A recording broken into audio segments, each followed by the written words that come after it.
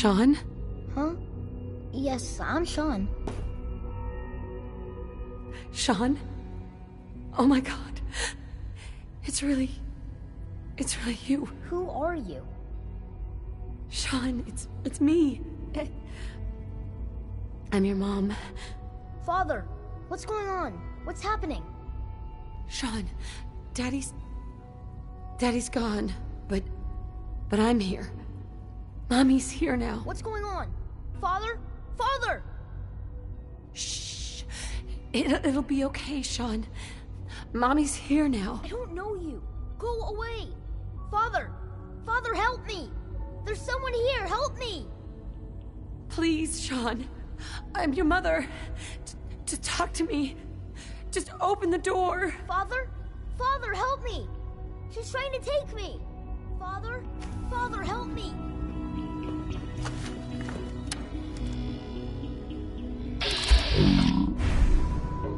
S923, recall code Cirrus. Fascinating, but disappointing. The child's responses were not at all what I anticipated. He's a prototype, you understand. We're only just now beginning to explore the effects of extreme emotional stimuli. Please try and keep an open mind. I recognize that you are emotional, and that your journey here has been fraught with challenges. Let's start anew. I am Father. Welcome to the Institute. Father. That's your name? Your title? Father is my unofficial title. It's what I've come to mean to the people of the Institute. Just as you are a parent to your son, to Sean. Just help me understand what's going on here. I promised answers, and answers you shall have. But I need you to realize that this situation is far more complicated than you could have imagined. You have traveled very far, and suffered a great deal to find your son. Well, your tenacity and dedication have been It's good to finally meet you. After all this time. It's me. I am Sean. I am your son. It's really you. After all this time. Yes. It's true. In the vault, you had no concept of the passage of time. You were released from your pod and went searching for the son you'd lost. But then you learned that your son was no longer an infant, but a 10-year-old boy. You believed that 10 years had passed. Is it really so hard to accept that it was not 10, but 60 years? That is the reality, and here I am. Raised by the Institute, and now its leader. It wasn't right, what they did. Taking you from me like that. To you, that would certainly seem true. But to the Institute, it made all the sense in the world. At that time, the year 2227, the Institute had made great strides in synth production. But it was never enough. Scientific curiosity and the goal of perfection drove them ever onward. What they wanted was the perfect machine. So they followed the best example thus far. The human being. Walking, talking, fully articulate, capable of anything. So the weird science experiments needed specimens. That's why they took you? In a manner of speaking, yes. The Institute endeavored to create synthetic organics. The most logical starting point, of course, was human DNA. Plenty of that was available, of course. But it had all become corrupted. In this wasteland, radiation affected everyone. Even in their attempts to shield themselves from the world above, members of the Institute had been exposed. Another source was necessary. But then the Institute found me, after discovering records from Vault 111. An infant, frozen in time, protected from the radiation-induced mutations that had crept into every other human cell in the Commonwealth. I was exactly what they needed. And so it was my DNA that became the basis of the synthetic organics used to create every human-like synth you see today. I am their father. Through science, we are family. The synths, me, and you. Sean. It's really you. It really is. I know you must have questions. Please. Anything I can do to help you understand. So, you're in charge of the Institute? I am the acting director, yes. I spent decades working to reach this point. It's a responsibility I take very seriously. The Institute. It's important. It really is humanity's best hope for the future, no matter what those above ground might think of us. Doesn't matter what they think. What matters is what you do. I'm glad we see it the same way. Ultimately, the Commonwealth has nothing to fear from us. Whatever you've seen or heard, I know I can convince you of that. Just give me time. What else can I say to ease your mind? Kellogg. He worked for you? Kellogg. He was an Institute asset long before I arrived here. It wasn't until I became director that I learned of all the things he'd done. What kind of man he was.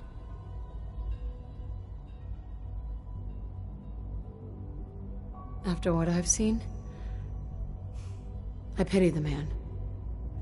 He was as much a victim as anything. After what he did to you, I'm shocked you would be so generous.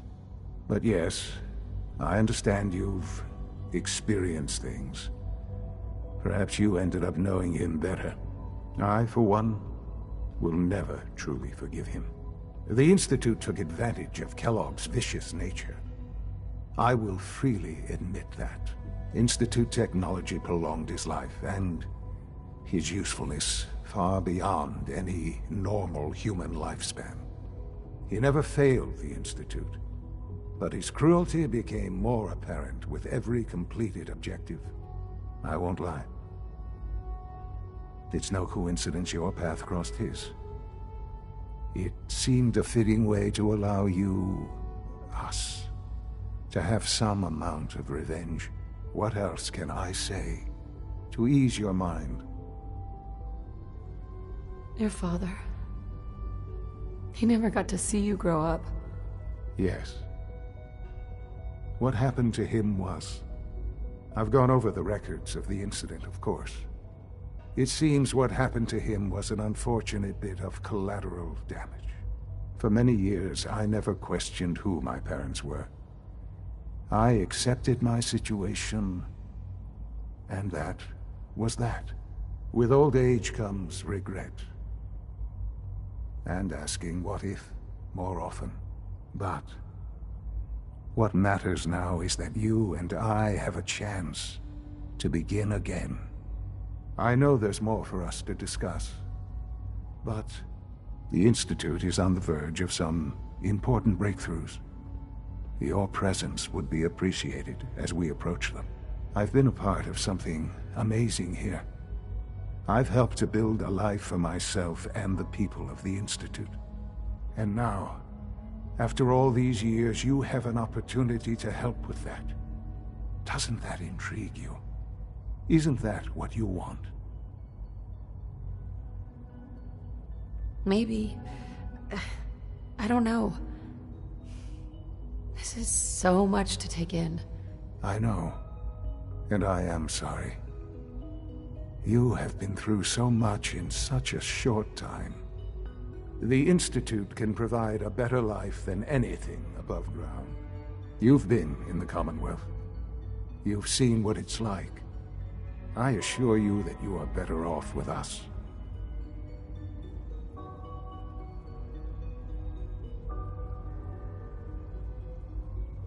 I don't know what to do. I realize that.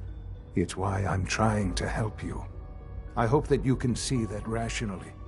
The Institute is the only thing left in the world that is worth being part of. I simply ask that you give the Institute, me, a chance. A chance to show you what I've been telling you. We really do have humanity's best interest at heart. Will you take that chance?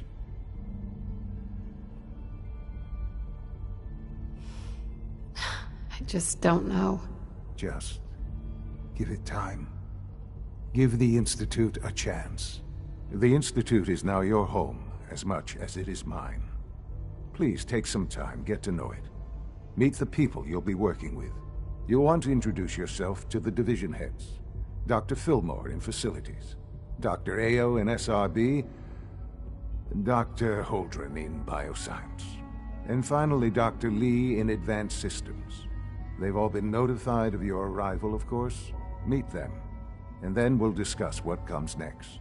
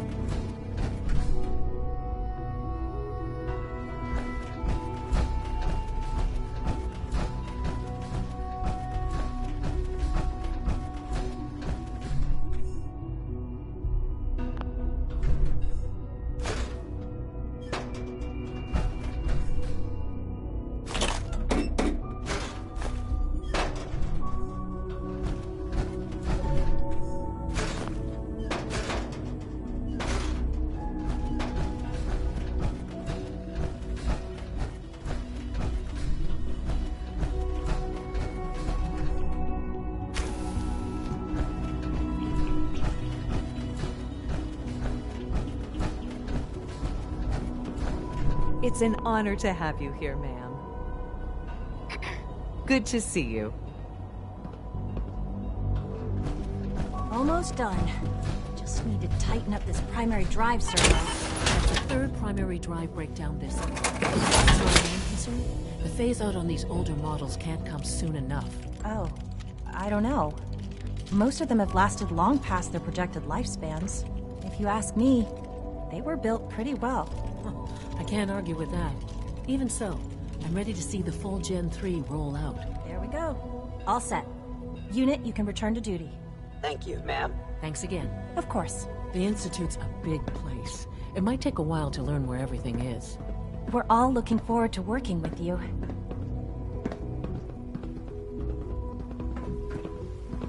Excuse me. You smell like you've been above ground. Hey, Doc. They weren't kidding. You really are here. Well, all right. I'm Allie Fillmore. You can think of me as the Institute's chief engineer.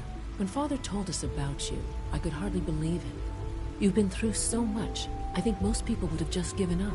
If you don't mind my asking, what was it that kept you going all that time? I just wanted to find my son and keep him safe. Now that you've found him, I hope you're proud of the great man he grew up to be. Now, I'll give you a quick rundown of the Facilities Division, and then I'll answer any questions you might have afterward. As you might guess, we keep the Institute's mechanical and electrical systems running smoothly. We maintain and upgrade all of the systems that make it possible to live and work in a place like this. There's a lot of machinery behind these walls that recycles the air and water and provides power to the laboratories and quarters. The work we do might not be as exciting as some of the other departments, but it's at least as important. So, now that you're here and you've spoken to Father, does that mean you're on board? I'm just looking around. I see. Well, please do mind what you touch. Sensitive equipment here, not like topside. If there's anything else you'd like to know about the facilities division, I'm happy to discuss it. It must be a challenge to meet the power demands of a place like this. Absolutely. We scratch and scrape for every precious ounce of voltage that we can. Over the years, we've learned a few tricks that help supplement our power budget. When necessary, we can tap into select sources on the surface. We take only what we need, of course.